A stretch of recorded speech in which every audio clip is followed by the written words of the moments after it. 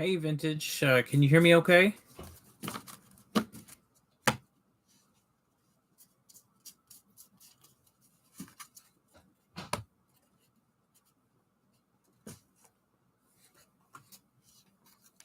Cool. Always a little tiny bit of anxiety for that.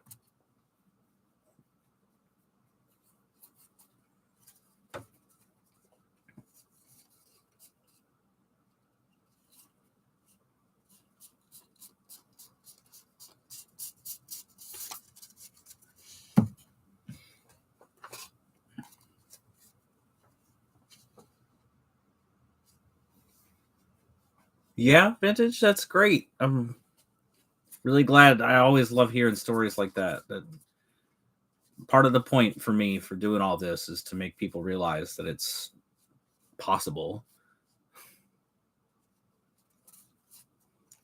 These three.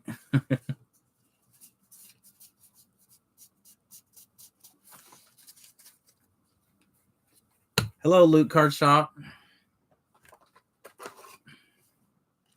Glad to help out. Oof. Kind of sad card.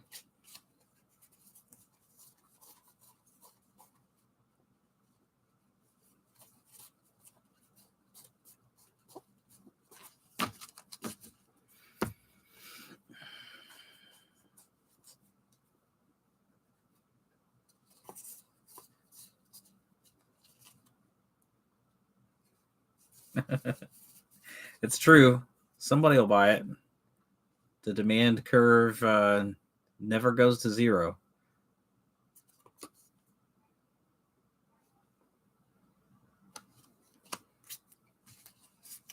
Hello, ZB.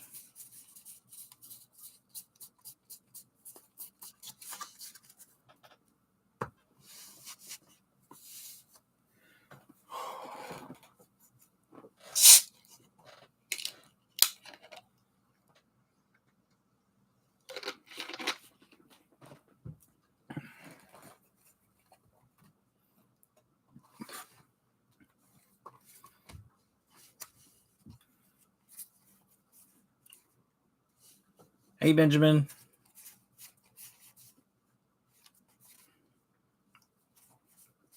Is anyone else here sorting cards at the same time as I am?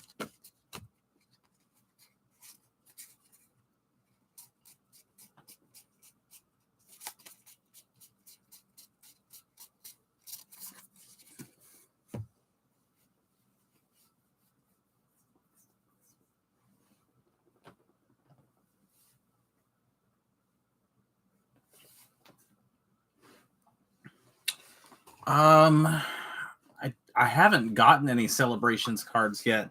I think there may be some in this collection here. This is a recent collection that I've picked up. As you can see, it's all mixed with three different games. There's actually a whole other box full of Yu-Gi-Oh cards that came in with this, but it's all Yu-Gi-Oh in those. But I wanted to go ahead and sort these out and get them separated out. Battle styles. You have a lot of battle styles.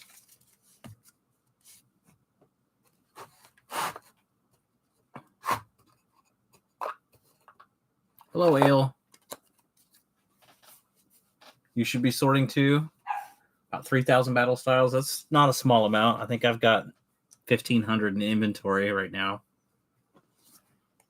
plus whatever might be in this. I haven't had a lot of Pokemon bulk submissions lately, probably because the prices bottomed out so hard a couple months ago. Hey, Jason. What happens if the stack gets too high? Well, we start a new stack.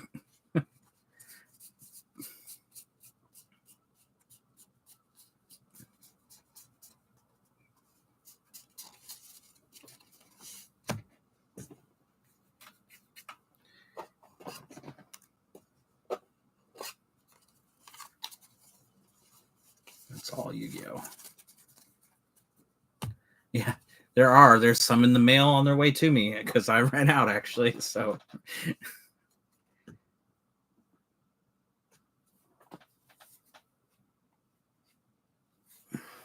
next I'm gonna have to get more shelves because right now I've got boxes stacked on the floor, unfortunately.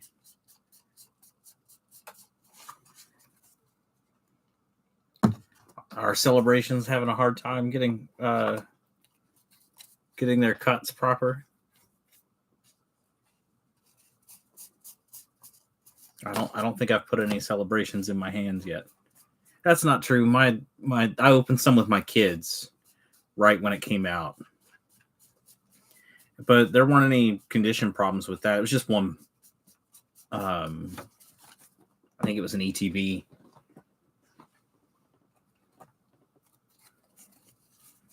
All magic.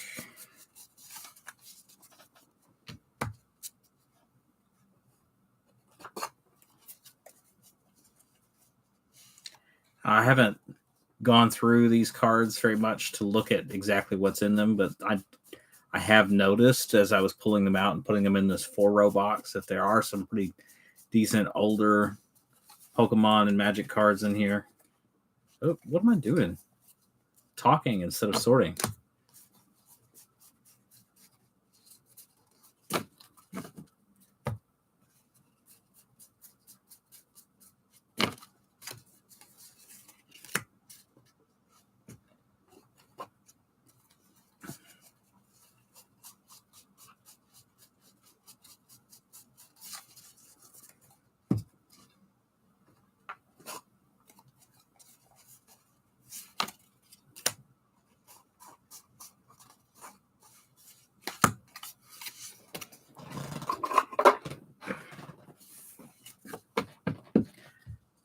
Yeah. It certainly is a delicate task because especially for me, I either, as you can tell, either my hands do what they're supposed to do or my talking thing does.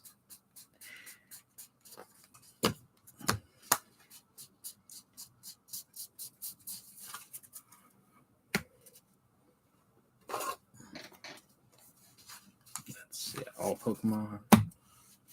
Start as one of those new stacks.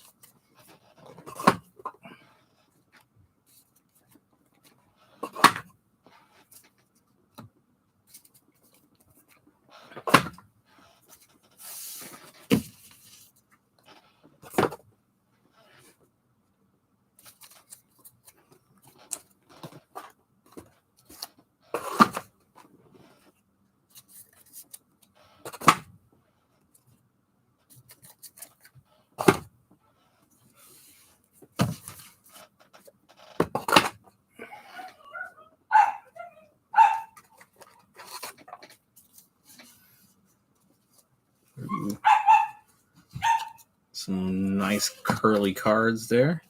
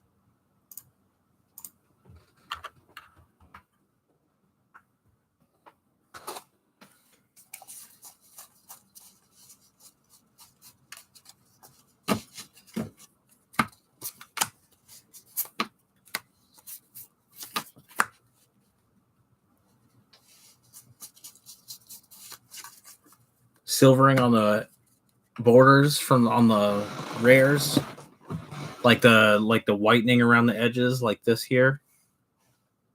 I don't know if that's visible on camera or not. Like that little bit right there.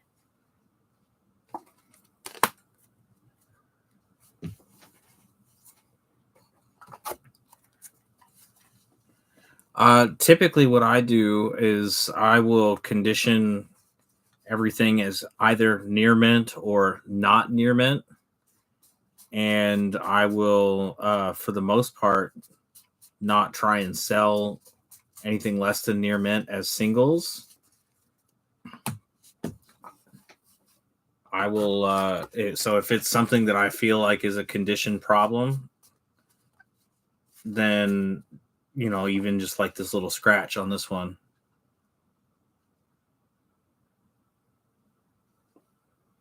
it's really hard to pick up.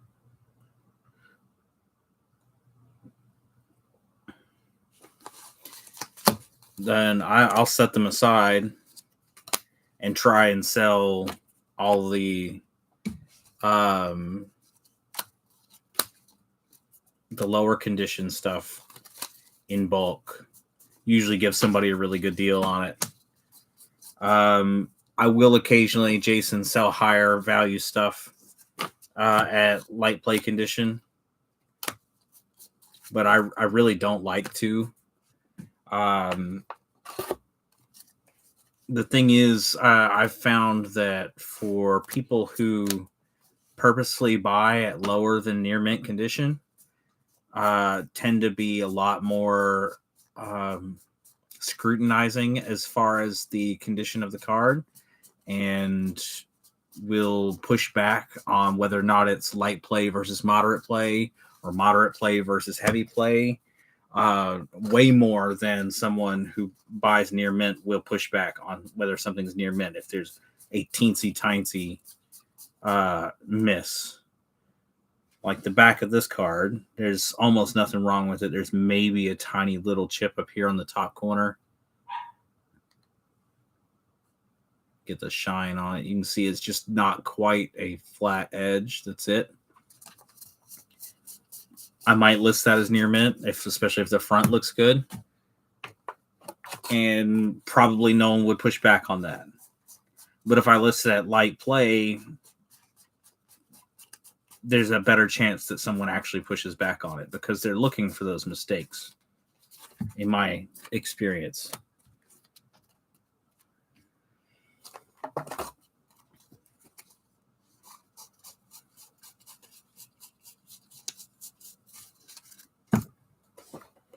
Oops.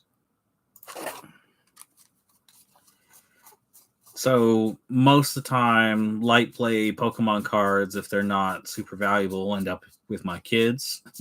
Light play Magic cards get bundled up and sold as bulk for a discount over the bulk price, under the bulk price.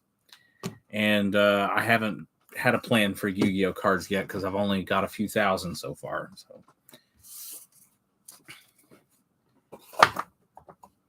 you're working on getting into the direct program?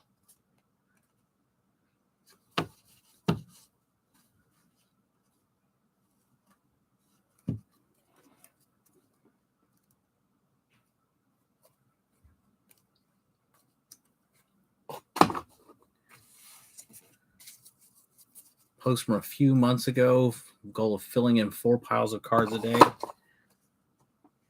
Are you talking about from late last year? Or I was talking about sorting through four row boxes of cards a day. That turned out to be ambitious, if that's what you're asking about.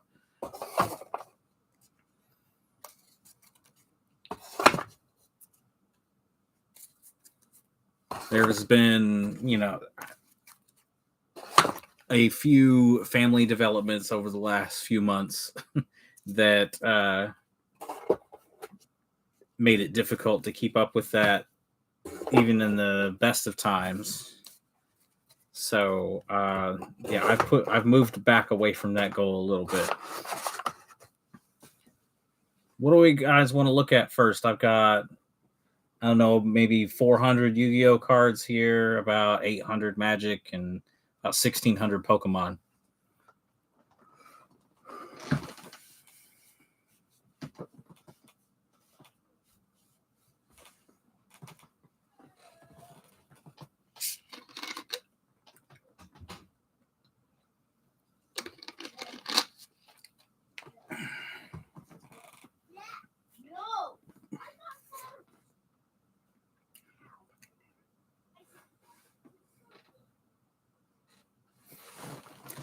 I got one vote for each. Okay, Pokemon, Magic.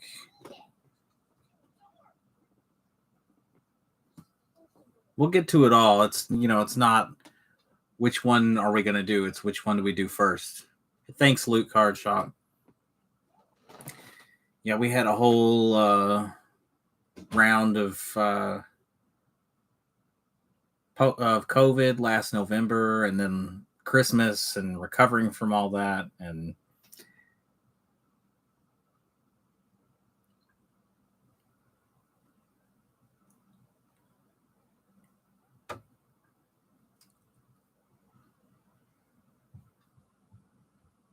hey, Leo, how you doing?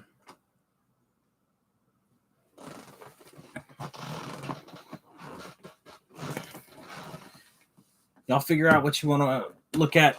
Give me just a minute. I'll be right back. Good to hear, Leo.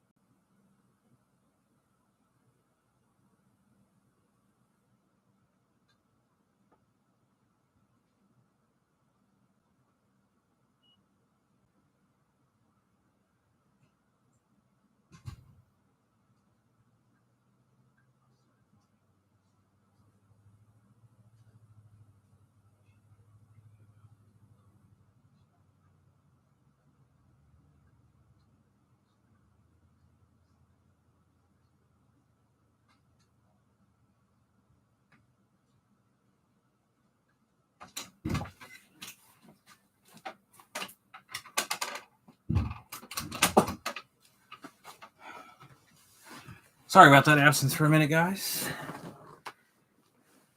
Yeah, thank you, Loot. Yeah, we are doing a whole lot better than we were. Okay, so we've got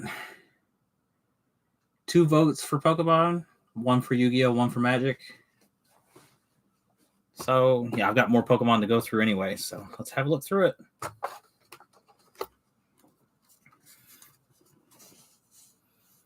Okay. 2016. These are a few years old. Hollows and reverse hollows.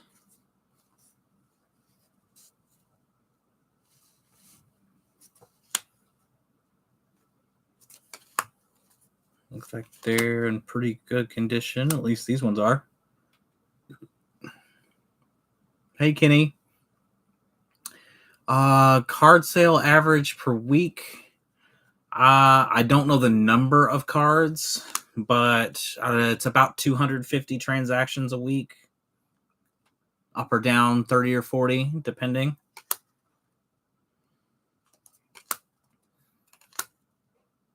And trending upwards.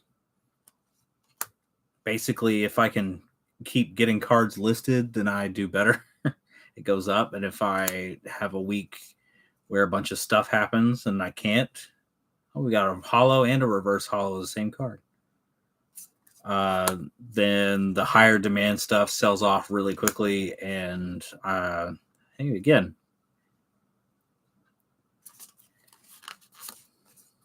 and these are from XY. Evolutions, I mean. Magneton. That looks pretty cool.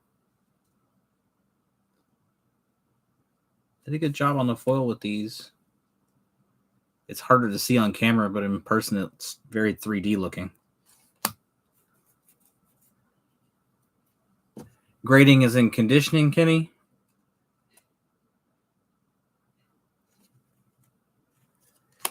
Yeah, I do find stuff worth more than a few dollars sometimes. It's not super often. Most of the time, people know what they're sending off, and but sometimes things pop. There's those Drizziles that are $4 or $5. I get those a lot.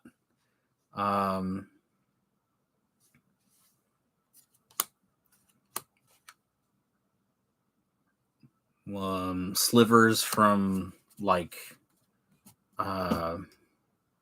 from Time Spiral block sometimes are worth a lot more than people think.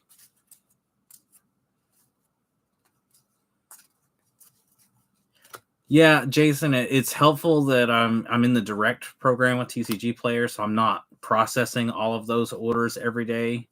I do process about 5 to 15 orders a day because I'm selling a lot of Flesh and Blood, and it's not in the direct program. These are those taco-shaped cards. It's a bunch of energies from 2013, Psychic Energy, and then a couple of one of each of the others. I wonder if I'll be able to uncurl these. That may be a future video project, because it's fun to try and uncurl these with some like a Tupperware package and a whole bunch of those humidity absorbing desiccant packs like you get in beef jerky or whatever. That may be something to try in the future.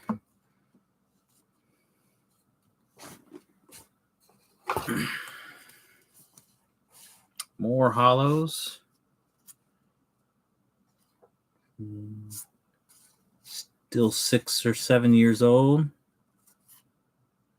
2017.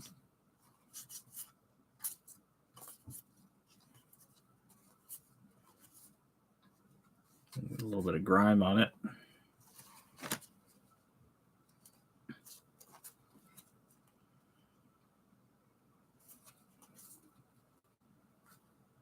(2016), so we're back in the XY type era. Or I guess this is after Evolutions, so early Sun and Moon.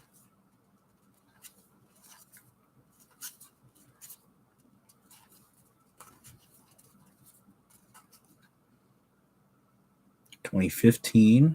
It's getting older. I know some of these later in this are pretty old. Speaking of Flesh and Blood, with it not being on direct seller market, what is the lowest price point for single cards you list? I'm currently not listing any lower than 15 cents per card, and that's doing pretty well for me.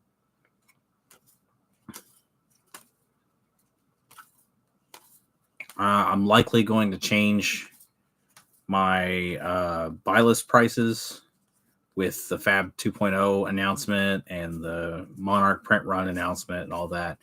I have to reconfigure that around a little bit. Some old trainers.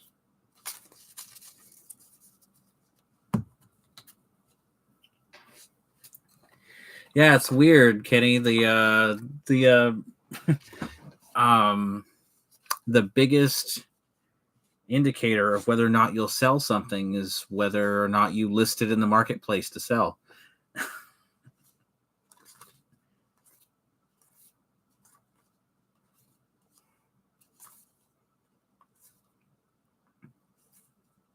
I get a few people buying one at a time, but usually with Flesh and Blood, it's $2, $3, $4, $5, $10 at a time.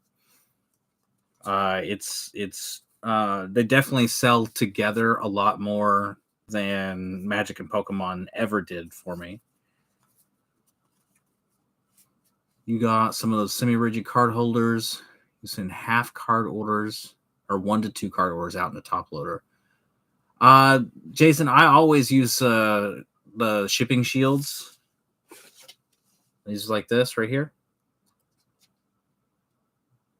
They're sold out of their current run right now, but they should be getting more in about a month, from what I understand. But yeah, I always use these. They're cheaper than any of the plastic ones, even with the prices having come down on the plastic ones, if you buy them in enough quantity. And they, honestly, I think they perform better in the mail than the plastic ones do. They're a lot less likely to get caught in the machines.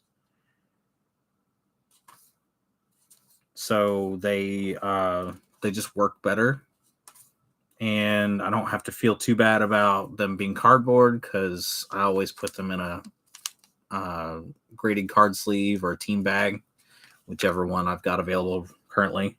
Here we go, 2014. So we've got some 8-year-old Pokemon cards. 2012. This is back in like black and white era, right? Blissey rare. Let me pull up Pikastox. You can never keep the Pokemon set symbols straight because they're so tiny.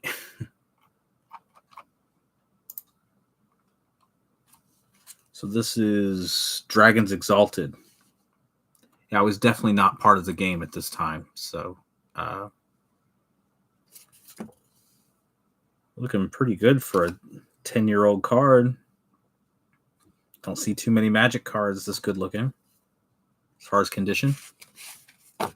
Glad to help, Loot. Hey, Hectares. Hectares? Which one is it? Some trainers from back then. Escape rope.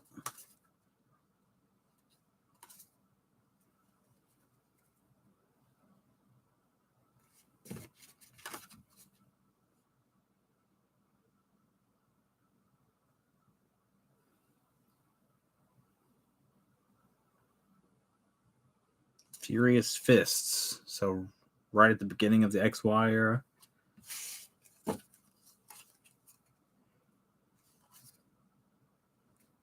Sharon, Super Rod.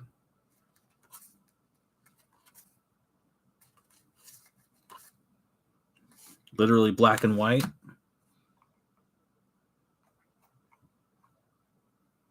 That is not new. That's over 10 years old. Cool. It looks great.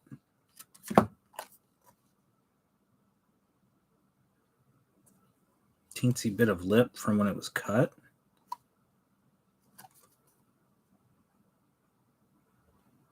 But the finish is still on it. There's no wear or anything like that.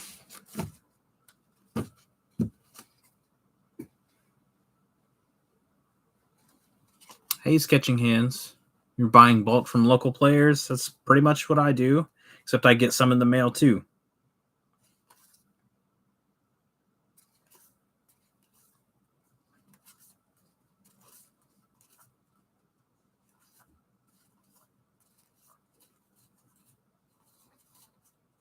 I'm mostly just going through these for condition right now, just to pull out stuff like these that are super warped, and this one that definitely has some wear on it.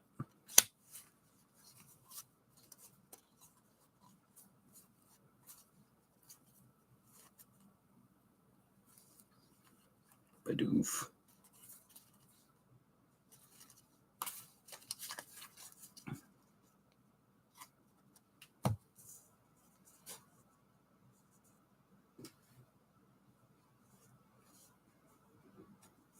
Are we mirrored? Are we backwards? Did nobody tell me we're backwards again?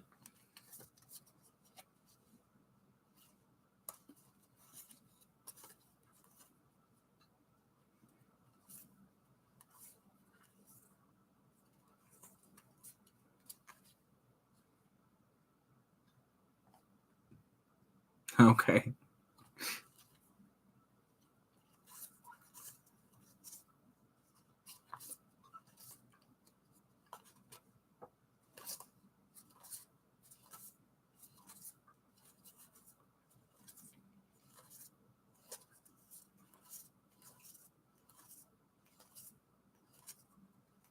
A bunch of evolutions here. People love evolutions. I randomly get people buying 65 copies of Staryu or Kakuna or random stuff from evolutions, way more than anything else.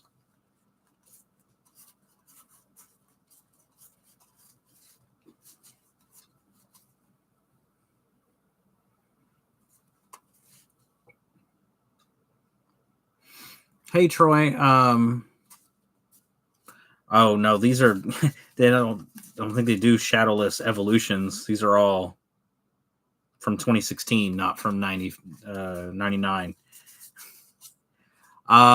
So getting started on TCG Player, I started as a player that, I didn't want to get ripped off selling things to my local store, is how I thought of it at the time. Whenever I got a card that I didn't want but was, $25. I had too many experiences taking in like Avacyn and Hangerback Walker and things like that to my local store at the time, and getting 40% out of it. So I tried selling them on TCG Player, and that worked out for me for a little bit. And eventually I got up to level 4 status. And then a few years ago, I moved from Arkansas to Tennessee. That's a crazy looking card. I haven't seen these flip type stadiums. There you go, Alex. So yeah, a few years ago I moved to Tennessee, and I was looking to get into selling again, buying collections and selling collections. I love digging through piles of bulk, and I found somebody who was like a tournament grinder and had bought 2 cases of Theros Beyond Death Magic cards, and sold me the bulk for $4 a thousand. So I was in it like $20.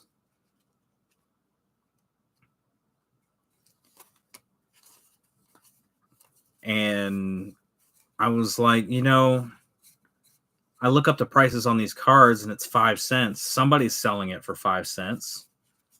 How are they making money at 5 cents?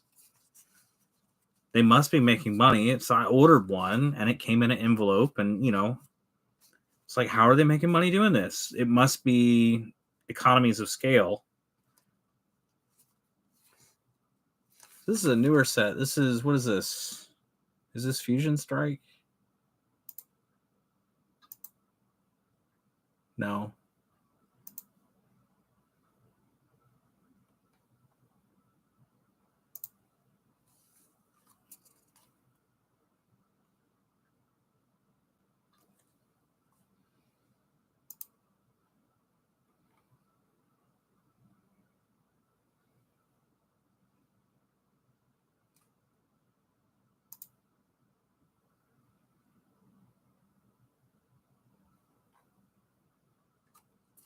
So yeah, sorry about that. I just got to get it at the right distance. There we go. Or we can do this.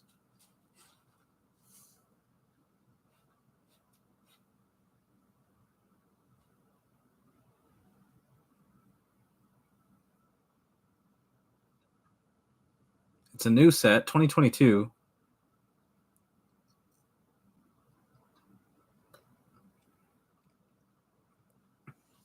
But yeah, I mean, oh, brilliant. Okay. It's not on my list for some reason. It's not on the Pokestocks list. Pikastox list, I mean.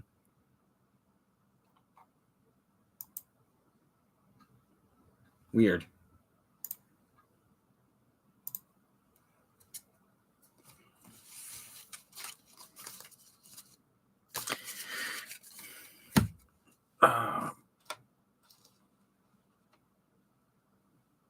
Let's get a little more distance. More focus.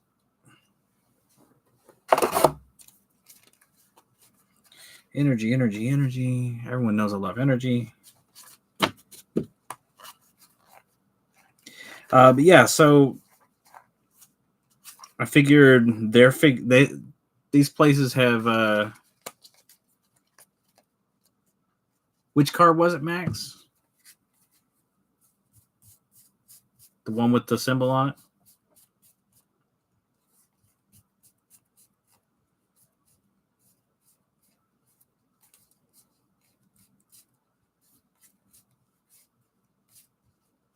I don't remember where.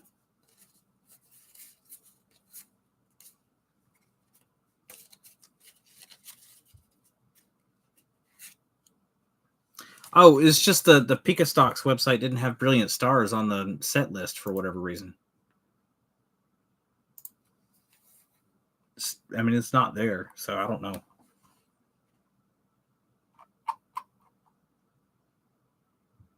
Oh, they got it dumped at the end, and there's no symbol on it on the website. That's weird, but okay.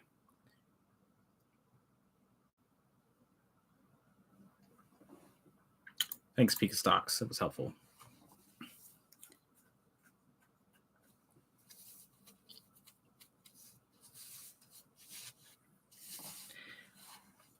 Yeah, so like I said, there's an economy of scale that you can bring down your costs from having, being able to buy several, a couple thousand envelopes at a time, buying, your shipping supplies in large chunks at a time. Nice hollow professor's research there. Lots of energy. Okay.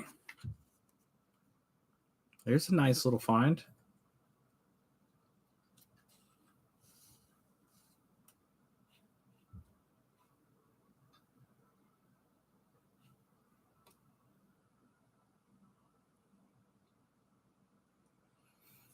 But yeah, I didn't do it as a business first. And I wanted to see if it was possible to make money before I really got into it at that level. And then I went and got the business license and stuff later. As far as getting into the direct program, yeah, baby shinies are great. That's really cool find to get in bulk. As submitted as a bulk rare. It's not a bulk rare.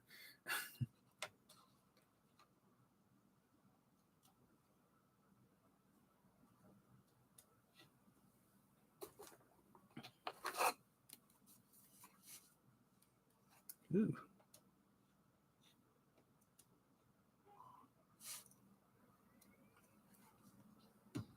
Ah, sorry, I keep punching the camera at you guys.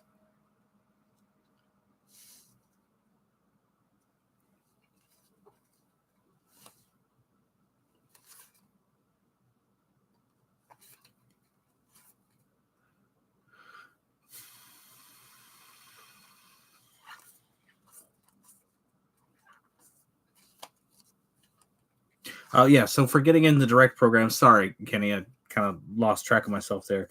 I had initially tried to sign up for it back when I first started selling bulk, and they're like, "Lol, no," uh, because I had 5,000 total cards listed, and I was doing $40 a week in sales to start with, and whatnot. Basically, you just have to be a level 4 seller and have a good size inventory, and they want you to be close to $600 a week in sales. I never really quite got up to $600, but they reached out to me to join direct at like a year after I had been rejected. So, I don't think it's terribly hard. You just have to. The biggest thing is consistency in adding inventory. That's the hardest part. If you get to a point where you aren't adding inventory, your sales are going to drop off because your highest demand stuff will sell through quickly, and your lower demand stuff is still going to sell. It's still going to trickle through. 4 weeks at $600. Yeah. Like I said, I never quite got to that, but they reached out to me. So I was more than happy to join when they did.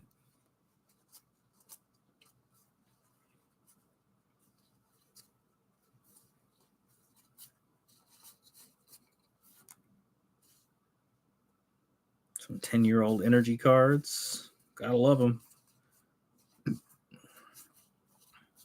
Energies are so easy to list, guys. You just stack up all the energies that look the same and then sort them out by color and then find the right set that they're in and drop them in, and they just sell through as long as you price them aggressively.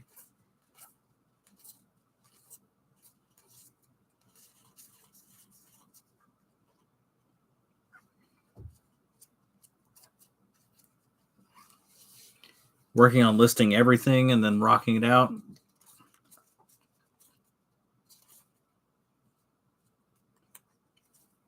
Your Pokemon bulk is crying for attention, Max.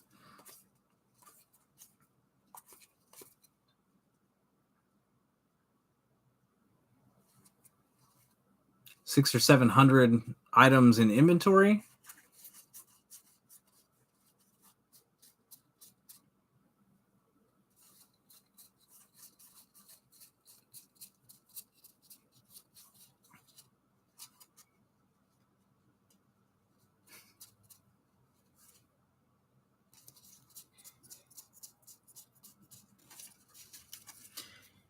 I will say energy kind of goes up and down.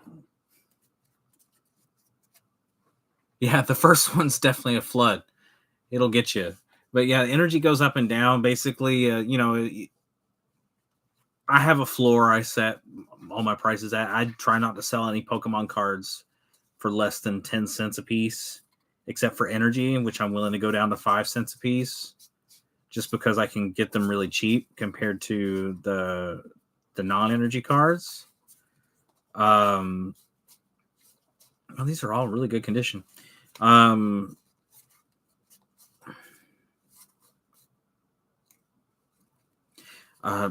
yeah, so basically, as the people who are willing to set the prices below your floor sell through theirs, then suddenly yours will start to sell, and then you'll sell 600 in 5 days, and then someone else will come in and list 500 of them a penny below yours, and then you'll stop selling them for a little while. Collected. Hey Troy, how's it going? Collected MTG since '98. Still got it all. Hey, if you ever want to give it a try, it's definitely a good learning experience at the very least. I like these new energies with all the sparkles around them. What do you guys think? Does anybody have a favorite energy? I like these. I like the old generations ones with the stripes on them. And I think these are kind of cool.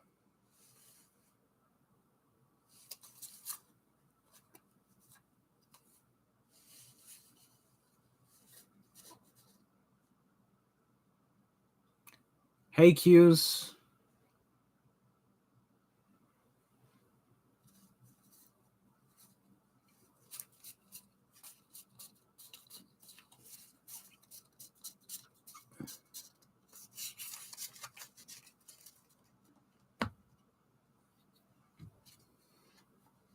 Yeah, they did. I really like those energies.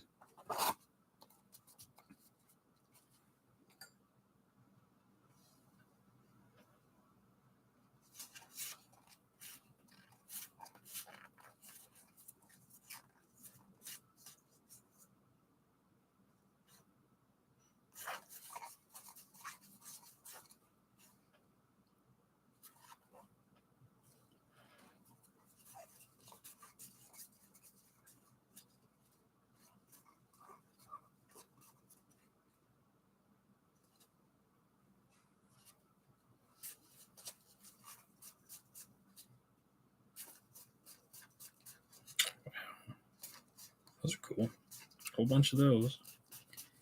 I'm really impressed with the condition on most of these. There's very few that have just little dents and stuff up here. But most of them look really good. Max, I mostly stick with bulk because I'm no bulk and I'm good at bulk. The main reason I don't pursue, I don't go for bigger stuff. I mean, I sell bigger stuff when I get it. But I don't really like the effort of trying to seek out and compete for the higher end things. If something comes along with a collection or whatever, I'm more interested in the bulk because it's relative to what I can make on it. It's priced pretty low.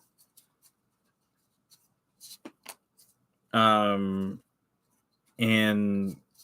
just the margins are really relatively. Oh, hey, secret rares.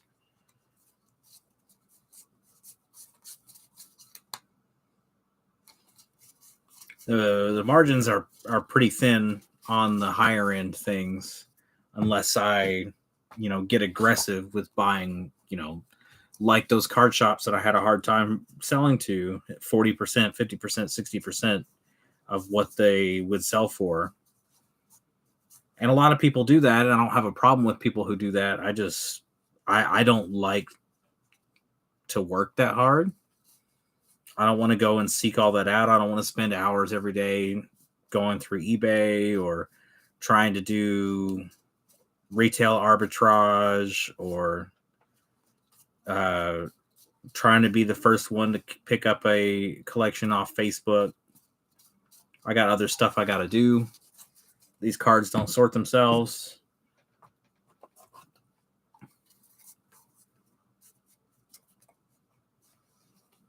But with bulk, there's always plenty of bulk. I buy it all at the same price. I get about the same return on it. It's just a matter of how much I can sit down and churn through. Which hopefully going forward I will be able to do better at, since I'm going to be doing these hopefully once a week, these streams. Maybe we'll even do them not reversed in the future.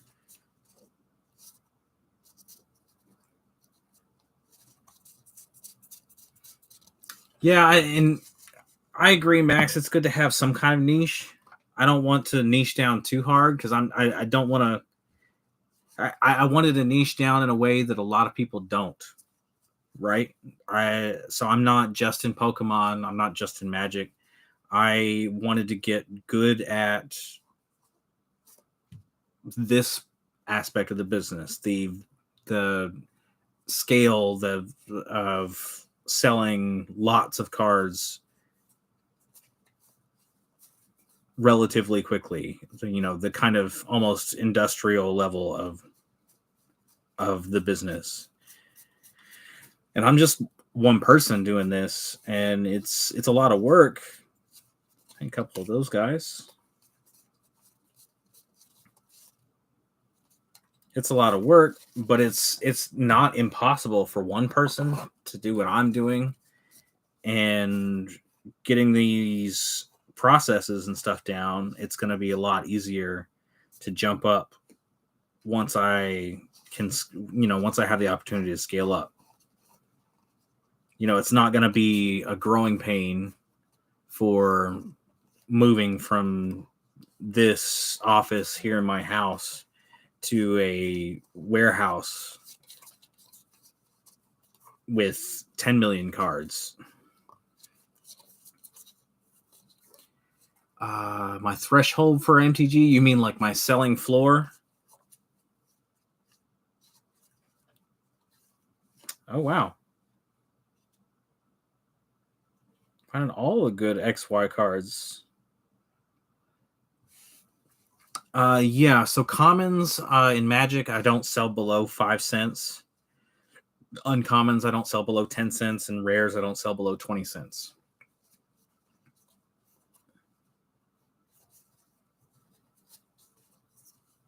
Another one of those Magnetons.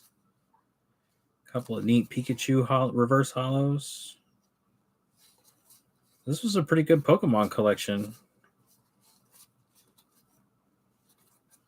Hitmonchan. Clefairy. Okay. Giovanni, that is what I buy. I buy bulk.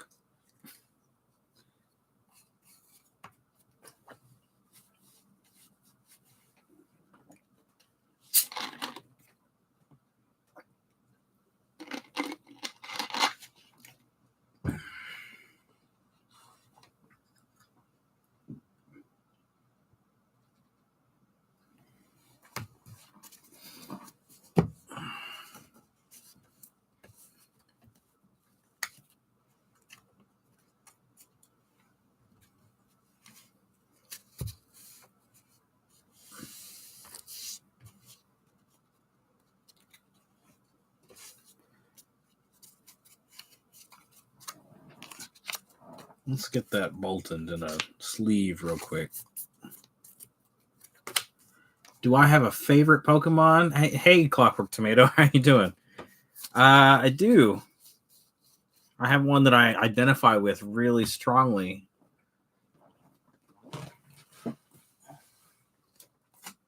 And that would be good old Kling there. Because it's basically just a robot that's really surprised at being alive.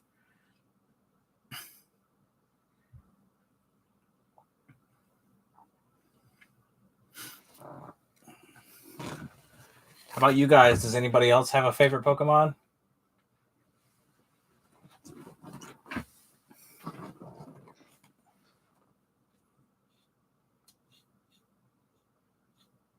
Snorlax? Are you sleeping all the time?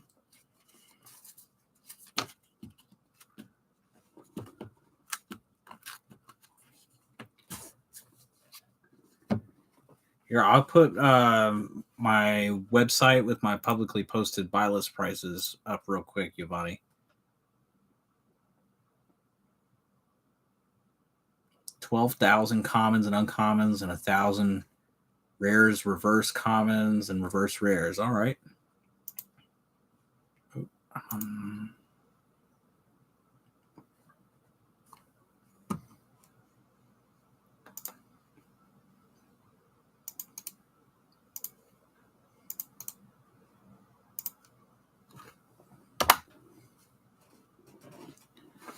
Mimikyu song? This is not something I'm familiar with, Leo. Mew and Mewtwo loot. Those are pretty popular ones. I didn't mean that to sound like I was judging you for it. Oh, there's another Kling right there.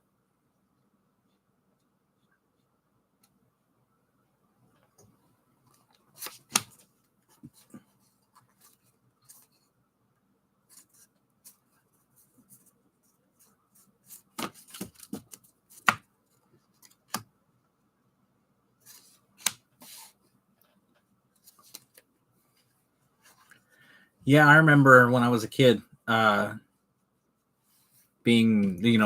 was definitely the most popular one.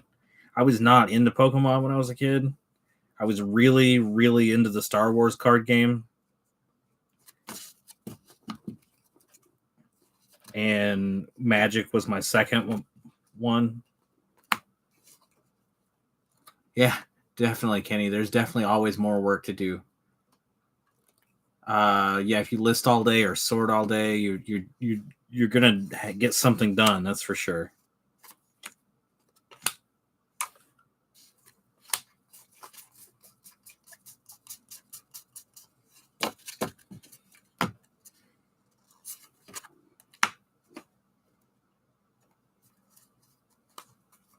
I do remember being surprised that people wanted that Charizards for like $50 whole, or even 70 for the Japanese one when I was, back in like 1999, 2000, when I was at the card shop losing at Star Wars card tournaments.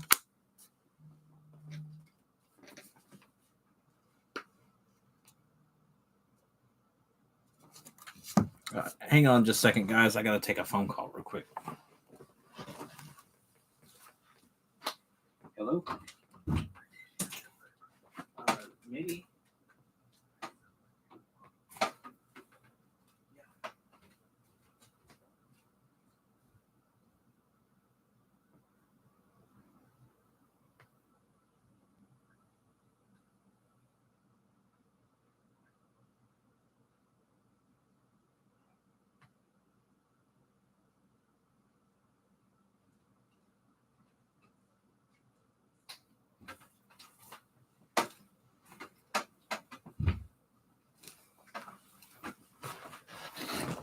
Hello, I'm back. Um, all right. Yeah, Max. Actually, Pokemon Bulk. Is Sun and Moon sets are on fire right now. So, like, I'll list say 500 cards from a Sun and Moon set, and the next reimbursement invoice I have, it'll be 100, 150 of them will go out, and it's all ones and twos. It's not someone going through and buying up 50 copies of each one. It's a whole bunch of people going through and buying one copy of each one, which was really interesting to me. For Magic, it definitely skews more towards the newer sets or the recently less than newer sets.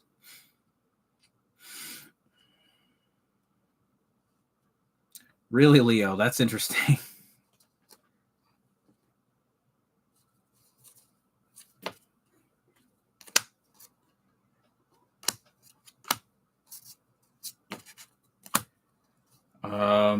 And then Yu-Gi-Oh! I really don't have that much Yu-Gi-Oh! I've got maybe 1,500 Yu-Gi-Oh! cards listed at the moment, so I can't really tell you much about the Yu-Gi-Oh! market.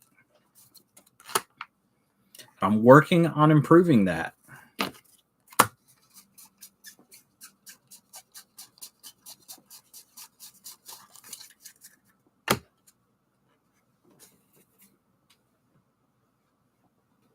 As long as you price it well, or you're not. Those are Magic cards.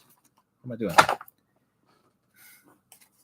As long as you price it well, you're not going to get stuck with a whole bunch of product. Now, I have a bunch of the modernist stuff that I'm not really willing to price down to 2 pennies a piece or whatever.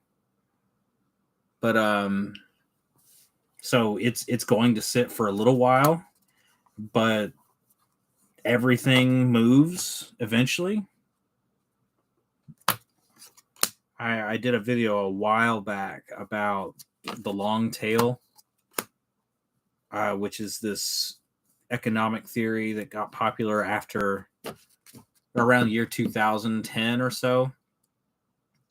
And it kind of describes the digital market because it's different from how the market was before the internet happened. But basically, since the internet has happened and all this, everybody can find everything that they want. Some of what they want is the less popular stuff. And so it all will eventually sell. The demand curve never, it goes down and down and down, but it never quite reaches zero. Oh yeah, Max. That will probably do pretty well for you in the short term as long as you price it well.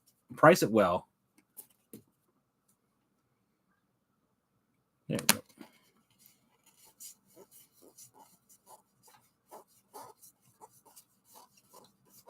Yeah, I find that stuff from the very newest set moves pretty quickly, and then whatever vintage, or not vintage, but whatever earlier stuff is popular at the moment. For Flesh and Blood, yeah, Flesh and Blood is a little weird. It's not. The way it's weird is that a lot of it changes hands behind closed doors. It's not quite out in the open. And not that it's like secretive or whatever. It's just there's spaces for it that everybody has gravitated to, which is what I'm trying to help change a little bit with my public buy list price and talking about it and stuff like that. No. I don't want that to be, hidden so that other people don't know what's going on. Going to run out of space for sets here before too long.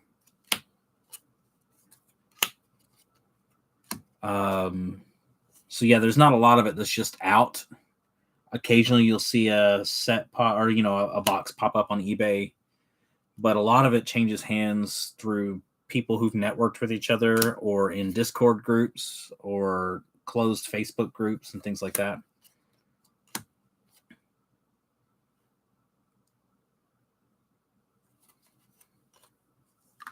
Just scoot you over a bit, Bolton.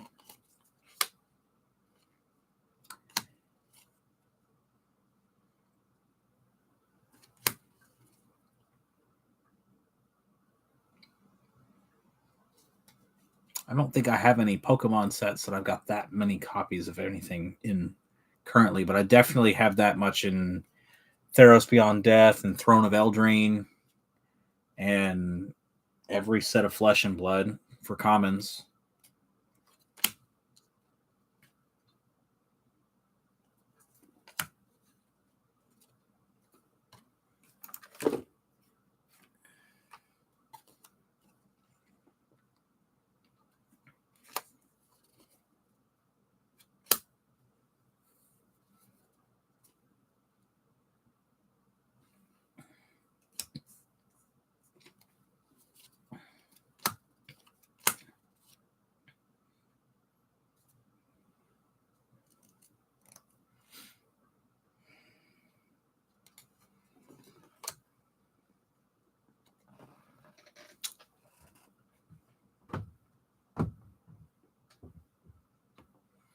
Yeah, they might, Kenny. Then again, they might not. There's a whole lot of they print a whole lot of that stuff. So yeah, vintage is definitely good stuff.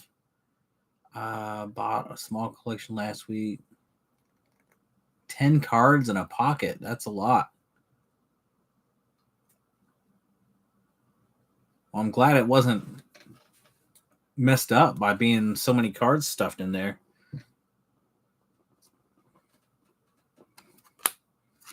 That's the kind of thing I did as a kid with my Star Wars cards for sure.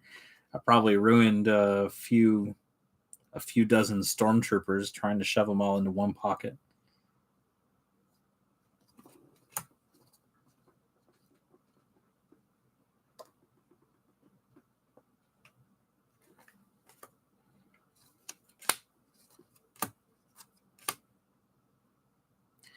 Does anybody have any tips or tricks for sorting through Pokemon sets with a whole bunch of different sets?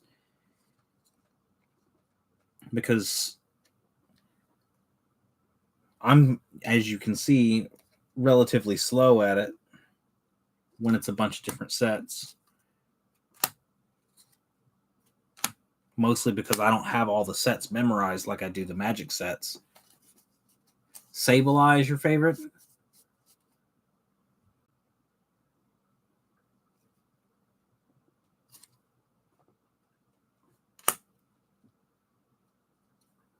Oh, those are good sets to run across, Max.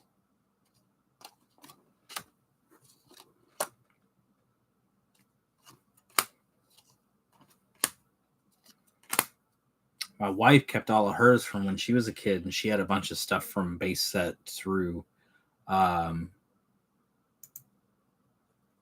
end of the e-reader era. So nothing like too crazy or anything. No several $100 Charizards or anything like that, but a lot of decent 20, 40, 50, $60 cards that helped us out a while back. And we kept everything that wasn't near mint.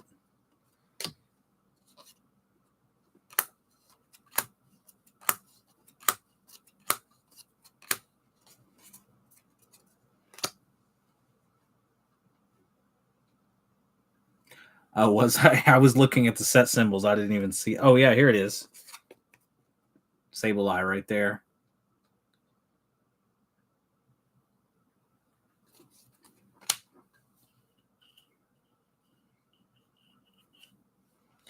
Yeah, for real, Max. It's hard to let it go. But eventually, once you sell a whole bunch of stuff, you stop seeing it separately. You either become a collector or you become a seller. Everything either has no price or everything has a price. Did I have this set, or did we just talk about it while we were talking? I think we were just talking about it. Okay.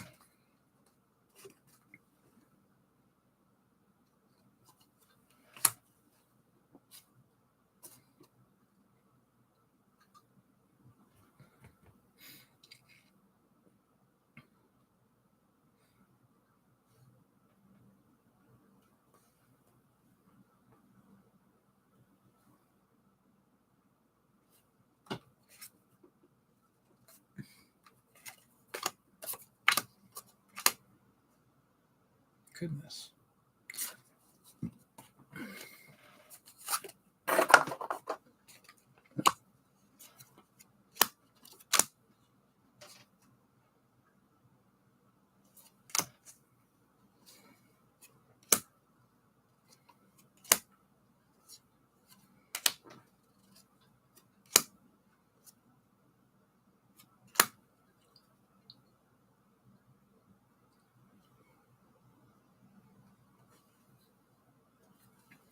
Yeah, so Max, interestingly enough, for Magic, I currently I'm not listing anything vintage, anything on the old card frame. I'm just sticking all. I've got a whole stack of my closet of 5 boxes full of it that I want. It's the nostalgia for me. That's the time period I really started playing back in high school, and I want to take my time and dig through all those. I want to collect those sets, at least have try and get one of every card, or at least for most of those sets. Maybe not all, maybe not alpha, maybe eventually someday, but I would really like to have a full set of Ice Age and a full set of alliances and things like that. And it's really fun for me to try and put those together from bulk purchases and collection purchases rather than opening sealed product or going and buying individual singles.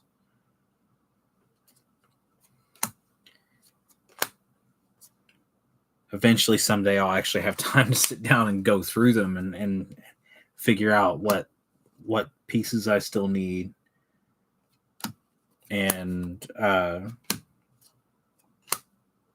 actually put together like a binder with them or whatever.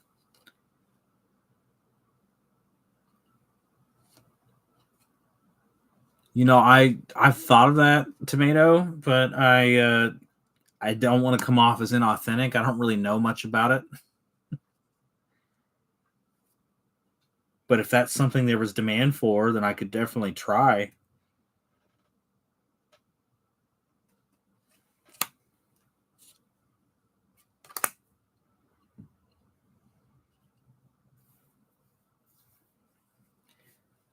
Well, I mean, Kenny, it's easy enough that to back up on work with what I have that isn't that. And that setting that stuff aside is fun.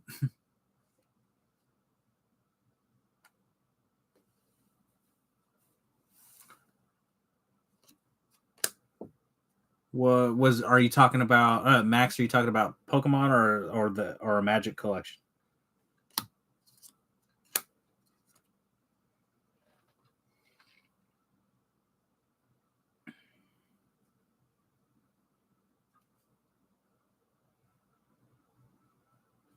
Where was this set at?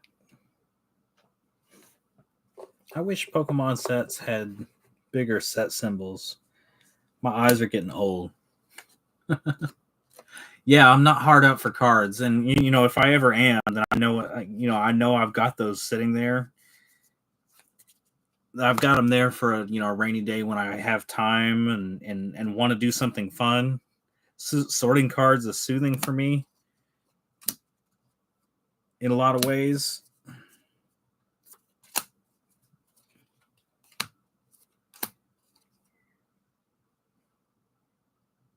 So on a rainy Sunday afternoon or whatever,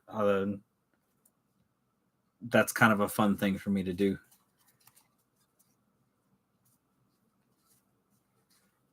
Yeah, I mean that's part of also why I've got it stuck back. the vintage stuff, I feel like bulk vintage cards are not really bulk in a lot of ways. You know, the print run on I know the print runs were really huge for like fourth edition and Ice Age and stuff like that, but it's definitely less than say the print run on Innistrad Crimson Vow. So, and a lot less of it is in near mint condition. And the way I see it is, bulk Ice Age has got to be worth more than bulk Crimson Vow long term. And I don't have any problem holding on to it. I'm making the money that I spent to get it back easily enough, and then some off of the modern and standard stuff that I'm selling. There we go.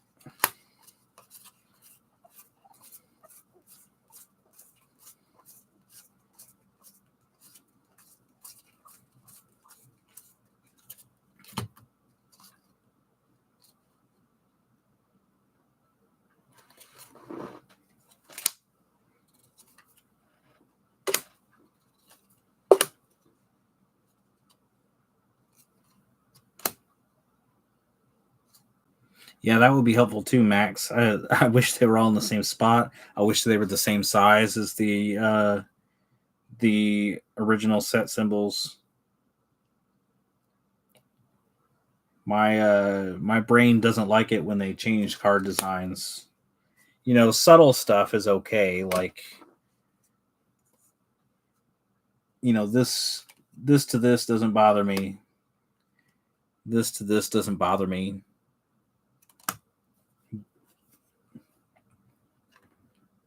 But, you know, this is the evolutions, you know, it matches up with the base set. It's different enough that it throws me off.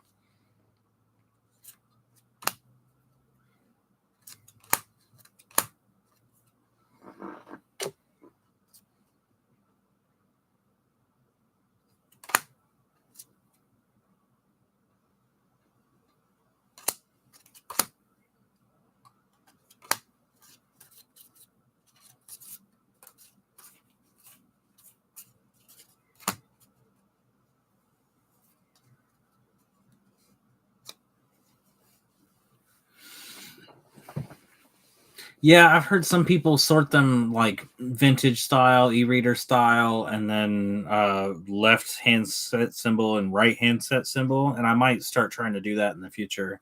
I'm kind of just having fun right now. And it's all so crazy. I'm not trying to power through it super fast because I want you guys to be able to see the cards too.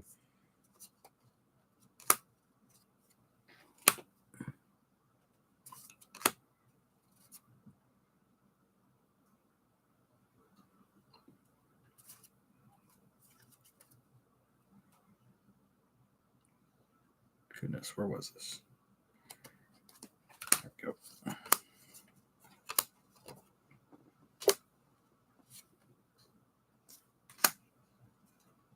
Sun and Moon base set.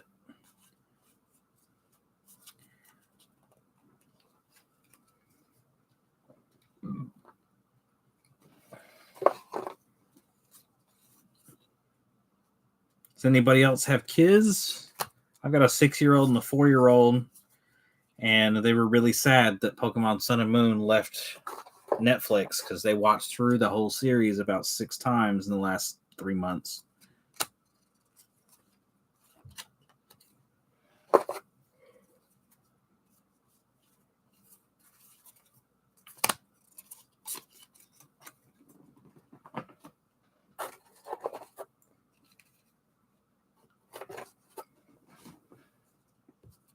I don't have any booster box trade-in stuff. No, Giovanni, I am not nearly so cool as that.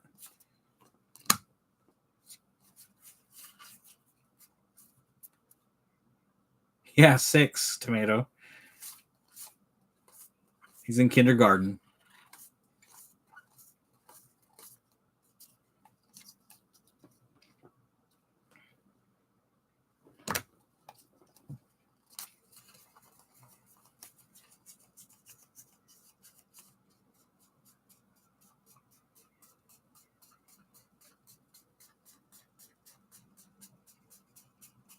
That was a helpful little pocket there.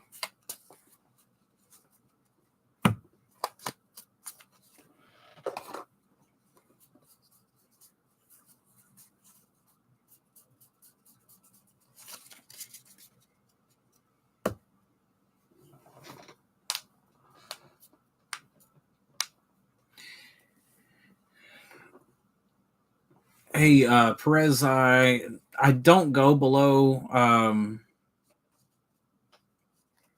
10 cents on Pokemon cards, except for energies. I go to 5. Thanks, Max. Yeah, I'll stick them over there. I was just kind of treating them like an energy, but not an energy. But yeah, there we go. Yeah, 10 cents for commons. I think 15 cents for uncommons and 25 cents for rares. And generally, hollows, reverse hollows, I try to go around double what they would be without as my floor.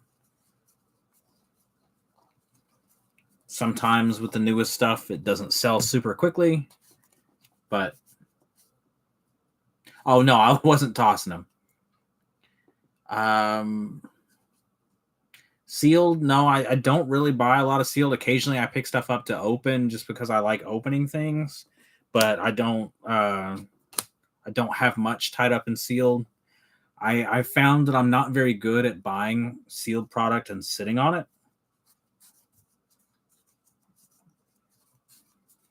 I would have to really love something to sit on it, like I do, vintage Magic, and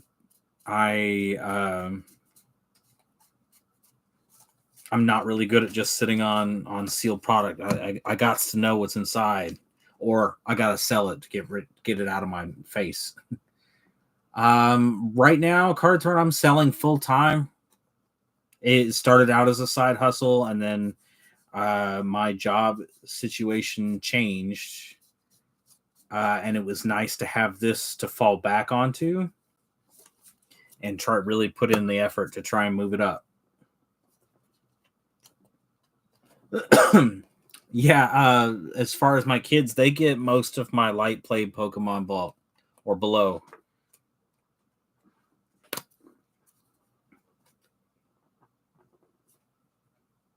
And I actually recently picked up the new Battle Academy to try and actually teach them how to play. So my son has just started learning started reading, actually reading, not just knowing how to say things, but actually trying to read in the last few months. So he's a lot more willing to learn how to play a card game than he was 6 months ago.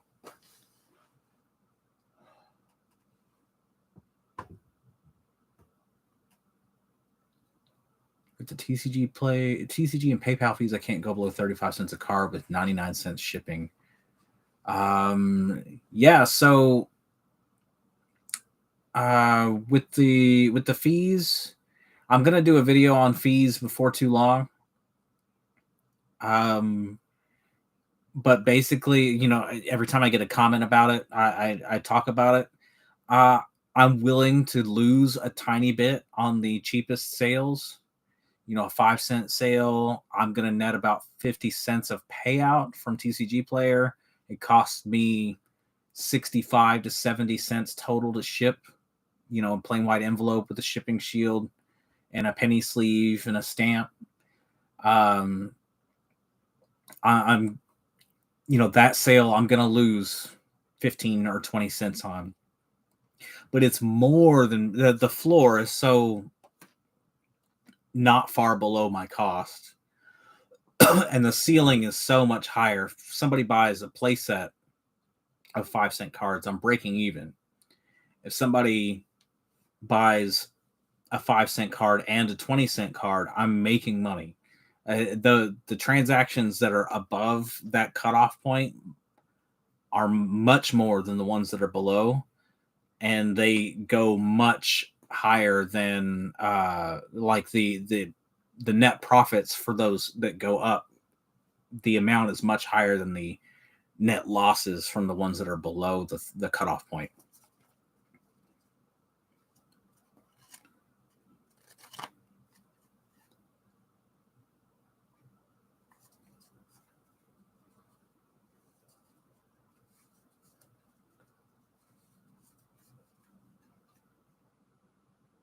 Yeah, I mean, whenever I have sealed product, I intend to sit on it. Sits in the back of my closet. But every now and then I'll remember it or I'll look it up. I have a box full of bulk mystical archives from Strixhaven in the back of my closet. I've got a couple of Weiss Schwartz boxes that I haven't opened. Um, um, yeah, Mason, I actually really like the shipping shields over top loaders and card savers. They tend to be cheaper, especially if you can buy them in higher quantities from the manufacturer. Um, Even like on eBay, I find that the cheapest I can get top loaders or card savers is like 8 to 10 cents a piece, and that's buying in large quantities. I don't know how it is from distributors. I don't have a distributor, so it may be different buying them wholesale. But the shipping shields, they, if you get them up in the, a few thousand at a time, you're saving quite a bit. And I feel like they actually perform better in the mail than the top loaders or card savers when you're sending in plain white envelopes for the cheapest orders. I feel like they handle the rollers better. Um, yeah, and yeah, Kenny, if you have more inventory, people are more likely to buy more than one card from you at a time. So if you have only cards from one set, only battle styles, for instance, only people who are going to buy multiple cards from you are people looking for multiple battle styles cards. But if you have every sword and shield set, then they're more likely to be buying everything they need for a standard or for a current standard deck or whatever standard's called in Pokemon. I'm actually in both programs, Max. I've been in Direct for several months, and I just started up Pro as well because I wanted to have my own selling website. The fee structure looked like it would be beneficial if I could get people to go to my website and buy directly from me. Like I said, I'm going to do a video before too long on fees, but here is the website. If you buy through this website, it costs the same to you guys. It's the same cards on TCG Player, but it comes directly from me, and the fees are like 8% less. So it puts more money in my pocket. And the only difference is that you don't see the rest of the TCG Player market.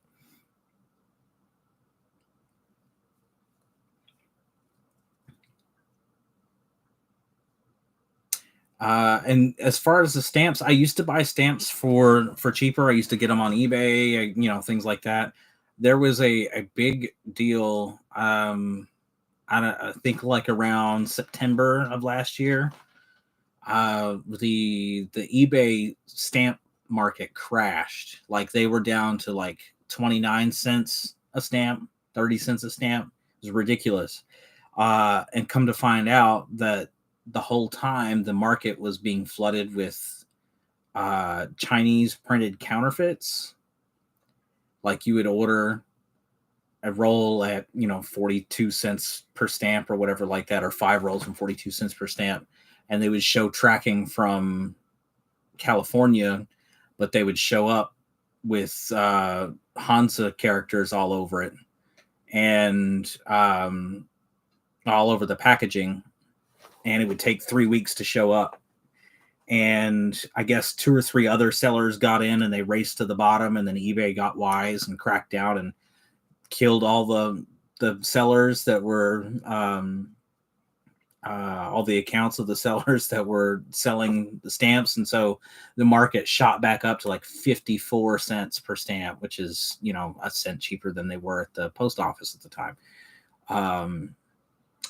And, going to the post office here in town or buying them at Walmart in town, it's I can have them in my hand immediately and not have to wait 3 weeks for them to show up. So I don't deal with the logistical problems of having to wait for them to show up from a random seller who happens to be selling them cheaper.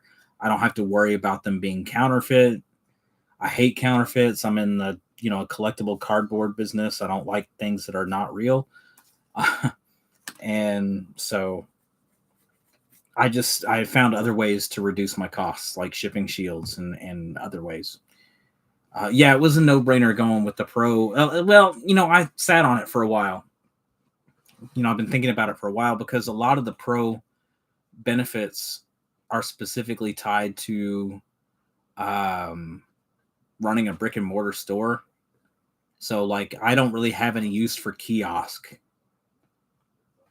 I don't have any use for having separate card channels. I don't have a lot of use for like the card scanning software.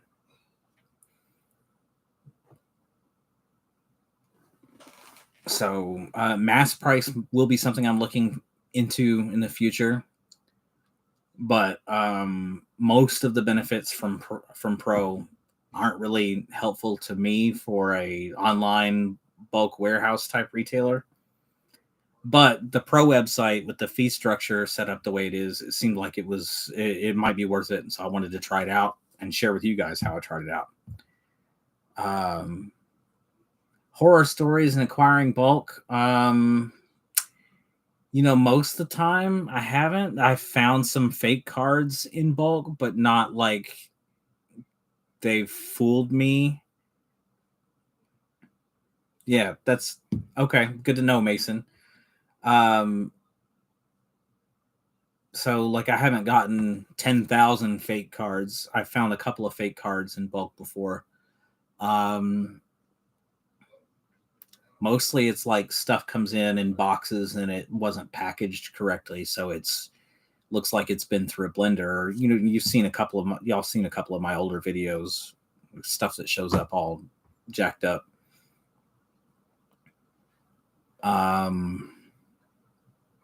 Trying to think if there's any other horror stories. I've had one box out of 12 or something I got from someone a couple of years ago was full of like bug eggs, but I just left it outside. I didn't end up with an infestation in my house, thankfully.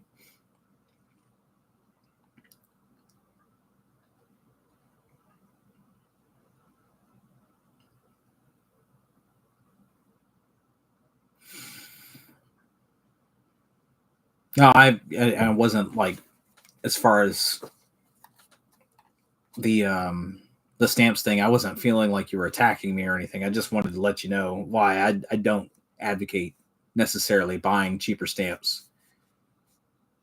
If you can find a source of stamps that you can be pretty sure aren't counterfeit, then go for it. But it's they're hard to tell apart from the real ones. Like most of the time, I've had a hard time telling them apart from like an individual sheet. But you'll get like a sheet of stamps. Here's a sheet of additional ounce stamps that I have. And on the back, it'll have like this little part right here that shows the plate position. So just like cards, they're printed on sheets that they then cut up out from each other. And the sheets look like this. And it'll tell you which sheet it was on or where the sheet was. And legit ones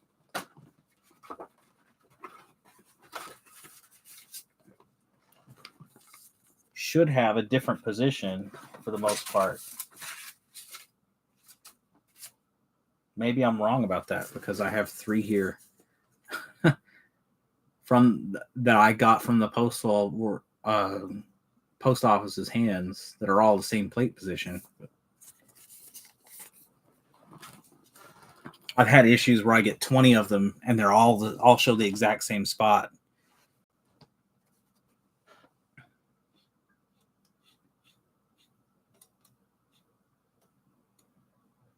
Hello, Spudden Cards.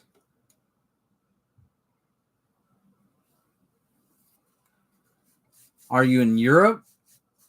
And is it Pokemon?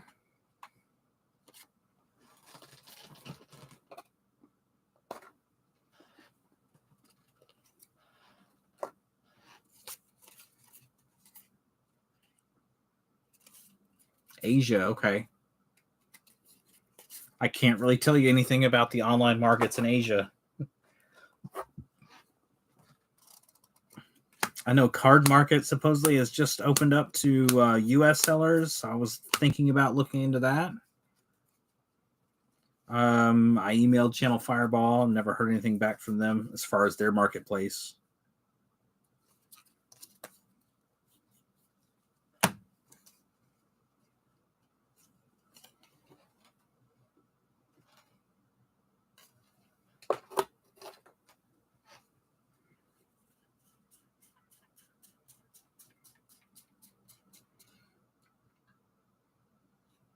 Does anybody else here besides Max do anything with sports cards?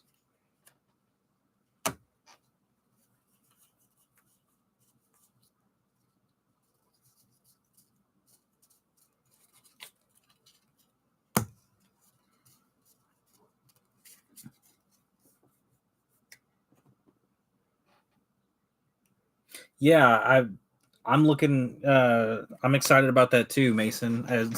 So we've got these bulk apparatuses already set up. It's going to be just say no to Channel Fireball. Okay, I'm good with that. They have other issues.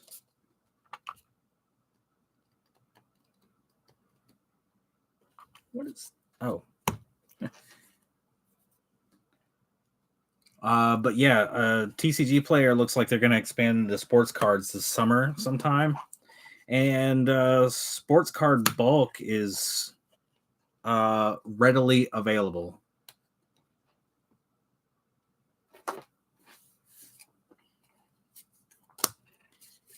There's lots and lots and lots and lots and lots of sports card bulk out there. It's really cheap, and if there's demand for it, I don't know that there is, and I don't know that demand would be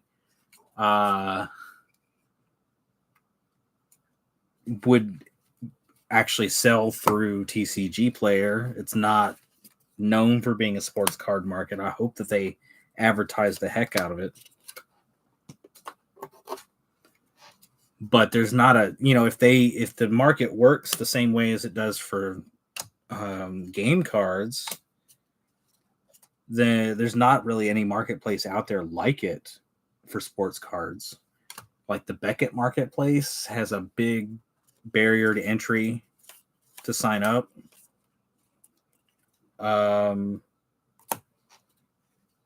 Like it's hundreds of dollars to sign up, and it's hundreds of dollars per month to stay signed up. eBay has issues with the bulk, with bulk stuff. It's hard to list bulk on eBay if you're selling singles.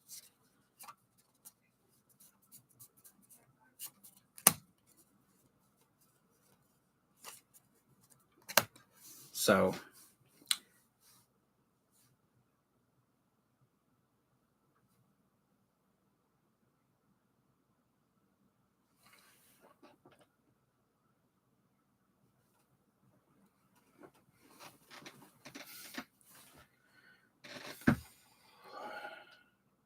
hey, Michael, nice to hear from you. COMC is what does that stand for, if you don't mind me asking? Because I'm not familiar with it.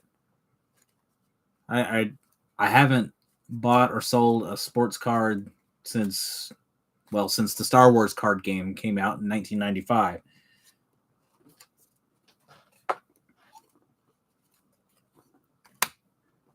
Check out my cards, okay?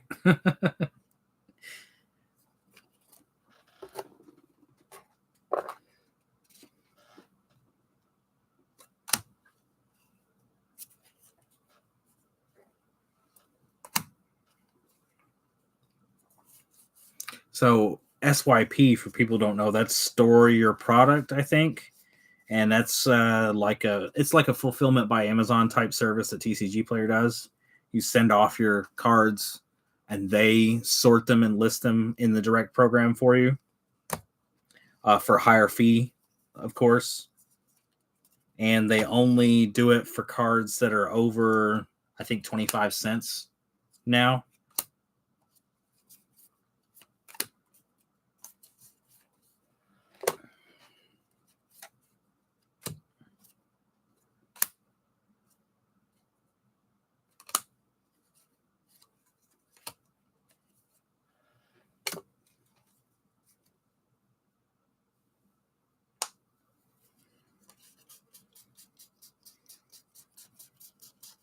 Yeah, that's the kind of stuff I don't like. I don't like waiting long period of time for people to sort stuff out. Back before I started doing this, before I moved to Tennessee and all that, I was trying my hand at the buy list arbitrage type thing, where you'd buy cards from, say, Card Kingdom, and then okay, thanks, Hectares. Buy cards from Card Kingdom to sell to, say, ABU Games, and then for store credit, and then buy stuff from ABU Games to sell to Channel Fireball, and then for their store credit, and then buy stuff from Channel Fireball to sell back to Card Kingdom for more store credit, and level up every single time. I did that for a while, but there was a problem with stuff taking too long to show up. There was a problem with go over here with stuff coming in not in the right condition, like the listed condition from the big giant websites. So I ended up having to do that, to stop doing that. So I got stuck with like 15 copies of Leviathan from the Dark in moderately played condition that I had ordered in near mint condition. Still have them.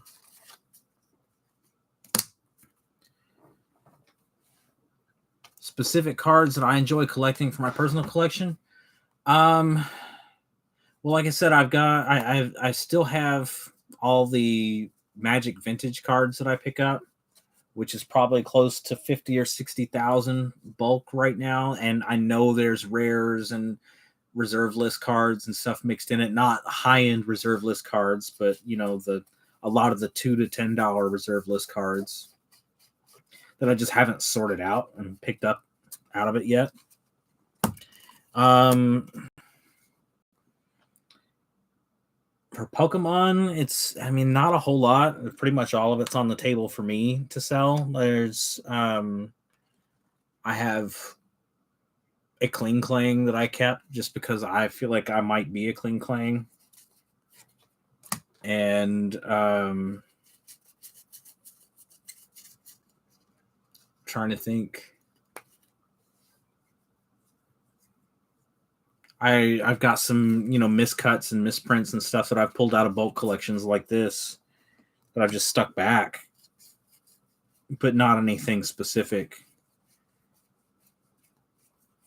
I do like that card from Magic, a newer card, not a vintage card, Tamiyo's Journal from Shadows over Innistrad, because the whole weird viral marketing thing they did with that. It's actually got like 6 different versions of the card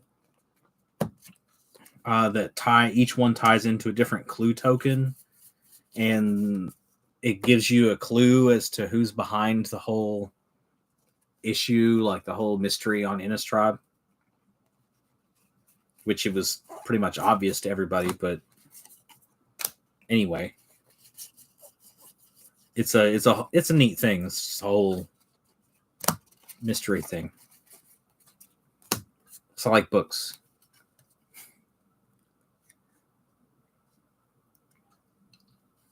Hey, the old one was successful for, it was, if you look at old Scry magazines from like 1997, 1998, Star Wars was the second biggest game out there. It was Magic and Star Wars. Star Trek was a distant third. Pokemon hadn't come out yet. When Pokemon came out, Star Wars dropped off a lot. Also, Star Wars had got super weird and complicated. And that's coming from a fan of the game. And like, in order to fix a lot of the problems they have with the game, they went the Star Trek route and made them in a lot of ways non-interactive.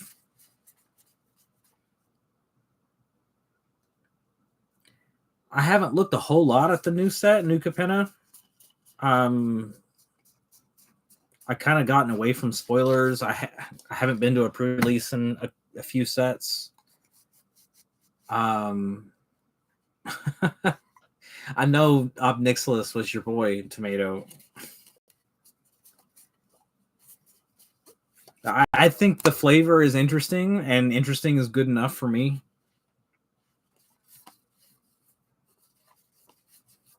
I really liked the Kamigawa set. I thought that was really neat.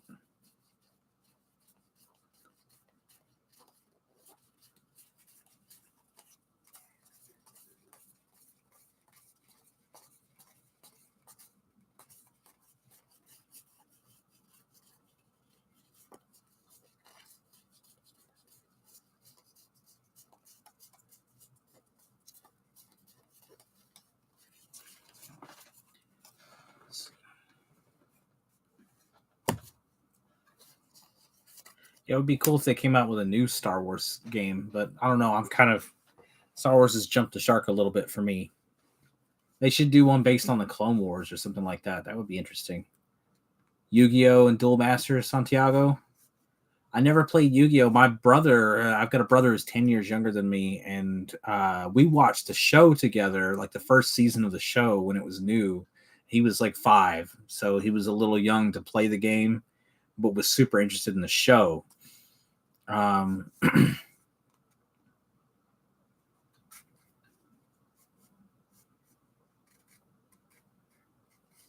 Yeah, that's probably true, Mason. That Neon Dynasty was a really, really well put together set. Man, yeah, Michael, I am listing Basic Lands, and they sell. Like, I get a bulk collection. Someone opened, 5 set booster boxes or whatever, and they throw in all the Basic Lands from a regular set. It's not even special Basic Lands, like Adventures from the Forgotten Realms, right? And I list all the Basic Lands, and they sell in a week at 5 cents a piece. It's not uncommon as far as miscuts go, Spud, to have like 2 corners that are not rounded. I keep a few of those back. I find crimps more often where the package when they were put into the foil pack where a card moved up and it got pinched along the top edge. So it's less common than that, but it's not something that's unseen. That's for sure.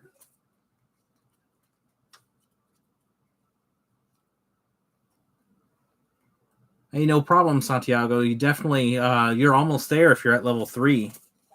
It won't be long until you're at level 4 and you can unlock the free shipping options and all the good stuff. The pricing tab. I think you did, Leo, but it was a while back. Hey, Garrett, going through your card collection. Garrett is the gentleman who sold me this pile of cards here.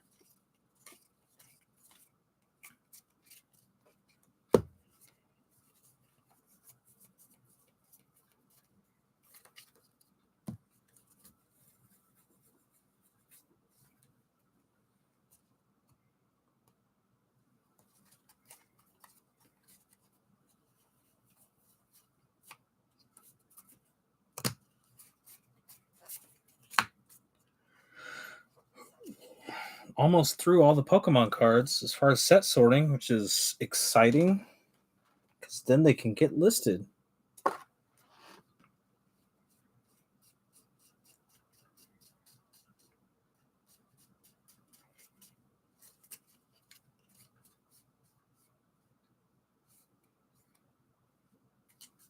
I mean, I'm enjoying this collection. Everybody else is enjoying this collection, Garrett.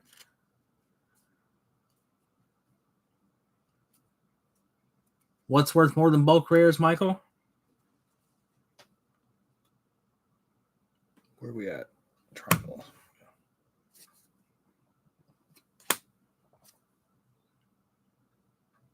Nice old 10-year-old Ultra Ball.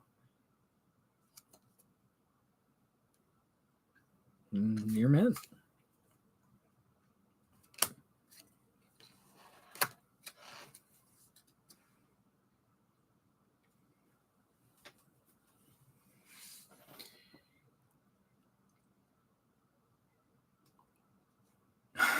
That's right, Michael. It probably is.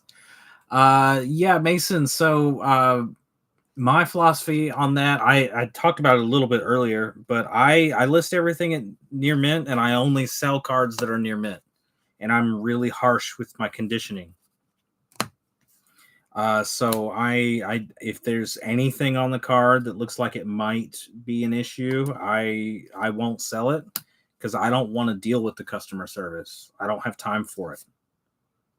I you know it a customer service interaction over a card that's missing or has been damaged or is not the condition that is, they don't believe it's in the condition that they paid for.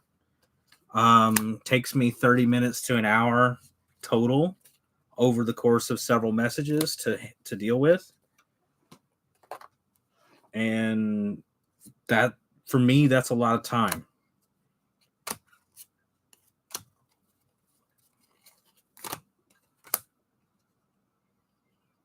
No, I don't hate the customers. Come on, tomato. What I do is I just provide the best service I can to the customers ahead of time, so there's nothing to complain about. I don't want to lie to anybody and tell them that it's a light play card and I'm selling them a near mint card either. Also, like I said, um, oh yeah, right here. Yeah, it is definitely better than 20 cents, right?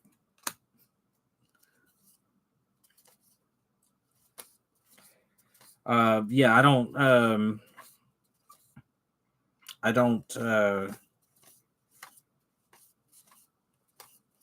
I don't want to downplay the condition of the cards either and leave money on the table that way. Yeah, that's right, Spud. The time isn't worth the cost. You know, an hour of my time is worth a lot more than the 10 cents that I've got to refund to them. You know, I'm selling bulk cards. It's not $100 cards. If I were in the higher end market, then I might be different. But I really, really, really want to keep the amount of customer interactions over service issues below 1% of my transactions. And that means maybe a couple of times a week I have to talk to somebody. And a lot of times it's a lot less than that. So if I get 1,000 happy customers a month and one who needs a refund because their cards didn't show up, or one that needs a refund because uh, they got a card that had a scratch on it that I didn't notice, that's fine. But I'm not going to sell stuff and have people nitpick over whether or not it's moderately played versus light played. That's what I was saying earlier too, Mason, is that I found that a lot more people are a lot more willing to put up a fight on the condition below near mint. So if it's listed at light play, then they're a lot more willing to go and say it's moderately played and argue about it than if it's listed at near mint and I'm harsh and don't list anything that's below near mint.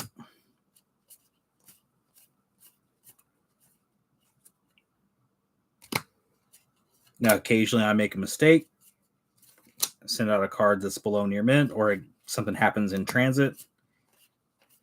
But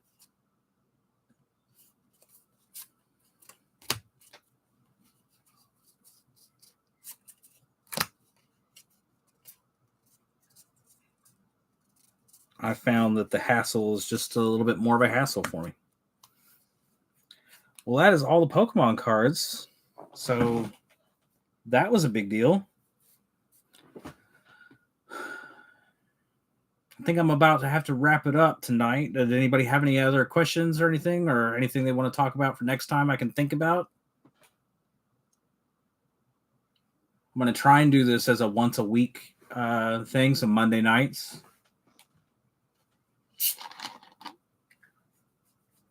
We did talk about that a little bit earlier, Pokedrew.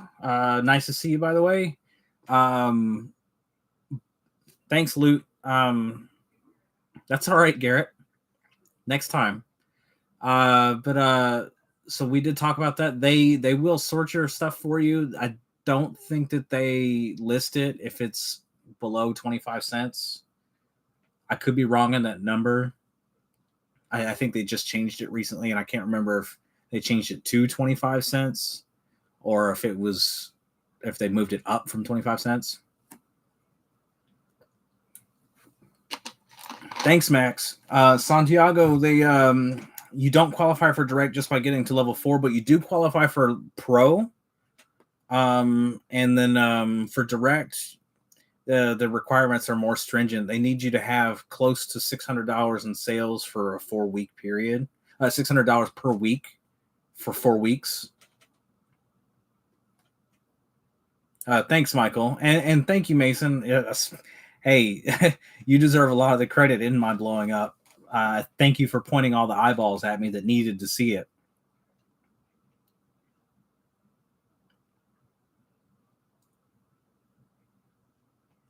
Yeah, I'm definitely planning a video about that in the next couple of weeks, Kenny. So keep an eye out. I know I've kind of been promising that for a while, but I've been a little behind on my executive function in my brain last couple of weeks. No problem, Santiago. Thank you.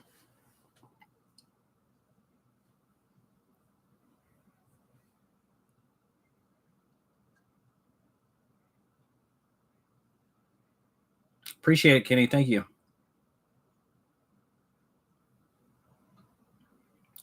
Welcome aboard, Mr. Dean.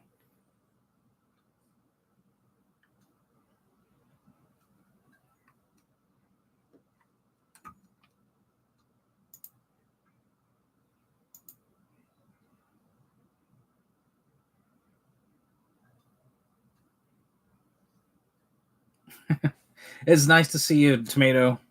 Thanks for showing up. I appreciate it.